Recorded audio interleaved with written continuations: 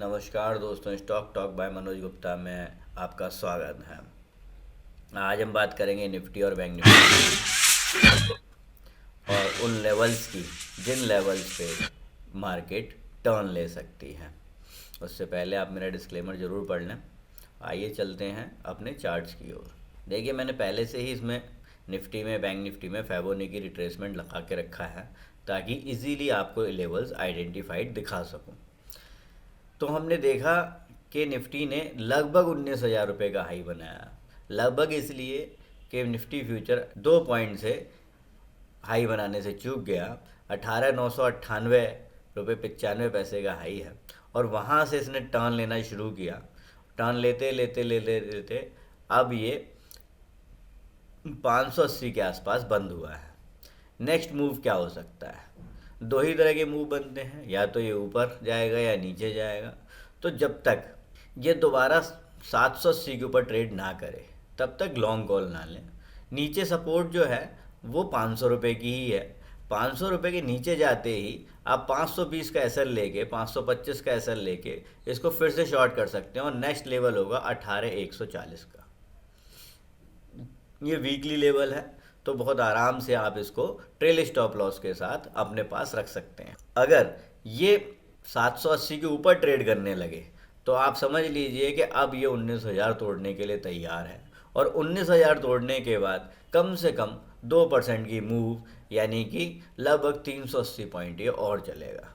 यानी कि next level होगा हमारा 19,380 का। अब बैंक निफ्टी को देख लेते हैं। बैंक निफ्टी ने कोई भी बियरिश साइन अभी तक नहीं दिया है, एक बुलिश मूव में लगातार चल रही है। लेकिन जिस तरीके से फ्राइडे को फॉल आया, अगर हम उसको लाइफ टाइम हाई मानते हैं जो कि है 43,986 का, यानी ये भी 14 पॉइंट से 44,000 करने से रह गया है। अगर इस आप शॉर्ट लेते हैं तो 44,020 का एसएल लगाएं और शॉर्ट पोजीशन में बैठ जाएं। लेकिन अगर 44,000 के ऊपर बाजार खुलती है और कम से कम 1 घंटे ट्रेड करती है तो आपको इसमें ये मानकर चलना पड़ेगा कम से कम 800 पॉइंट और बैंक निफ्टी देगा ऊपर की तरफ। तो फिर ऊपर के टारगेट्स लें, अदरवाइज नीचे का टारगेट है 42,520 का और 42,500 टूटते ही नेक्स्ट टारगेट होगा 41,600 तक का। ये वीकली टारगेट है दोस्तों, इनको डेली के रूप में कंसिडर ना करें। अब हम आते हैं उन स्टॉक्स की ओर जो हमें लॉन्ग या शॉर्ट दिख रहे हैं। तो पहला स्टॉक है आपका सन टीवी। सन टीवी बहुत लंबे समय से फॉल कर रहा है, आप देख सकते हो। उसने बड़ी कोशिश की है वो ऊपर तक जाने की। फ्राइडे को उसने अच्छा खासा एक हाई भी बनाया था लेकिन फिर वो वहाँ रुक नहीं पाया। सन टीवी जैसे ही आपको 495 के नीचे मिले आप उसे शॉर्ट कर सकते हैं और नए लेवल जो होंगे वो होंगे 490, 485 और 470 तक के, 77 तक के। इसके बाद नेक्स्ट आता है बीपीसीएल। बीपीसीएल में देखिए एक बुलिश मूव बनाने की कोशिश उसने की है। काफ़ी स्ट्रॉन्ग रेजिस्टेंस है 343 की, 343। अगर बीपीसीएल 343 के ऊपर टिकता है लगभग 1 घंटा तो आप इसमें लॉन्ग पोजीशन ले सकते हैं और उस लॉन्ग पोजीशन में टारगेट जो होंगे वो 350, 355 और 360 तक के भी हो सकते हैं।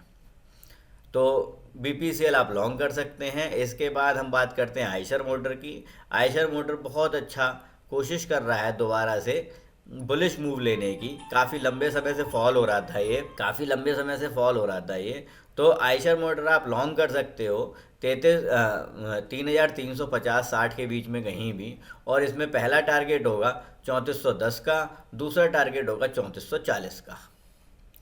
इसके बाद नेक्स्ट है बंधन बैंक। बंधन बैंक पे एक शॉर्ट सिग्नल दिखाई दे रहा है हमें, 247 के नीचे खुलता है और टिकता है तो आप एक शॉर्ट पोजीशन बना सकते हैं। बंधन बैंक में शॉर्ट पोजीशन बना के पहला टारगेट होगा 245 का, दूसरा टारगेट होगा 236 का और अगर वहाँ से भी नीचे जाता है तो नेक्स्ट इसका टारगेट 225 से 26 के बीच में जाएगा। तो इस तरीके से इन 4 स्टॉक्स में आप प्ले कर सकते हो। और अब हम उम्मीद करते हैं कि एक लंबे रेंज बाउंड मार्केट के बाद है ना, जो हल्का सा बुलिश फेज लिए हुए था, एक वॉलेटिलिटी बढ़ी है जिसकी वजह से बाजार नीचे आ सकता है। आज के लिए इतना ही दोस्तों। आप चाहें तो हमारे नंबर्स पे कॉल करके मार्केट से रिलेटेड कोई भी जानकारी ले सकते हैं। 7678193636 और 9818246128। आज के लिए इतना ही, धन्यवाद।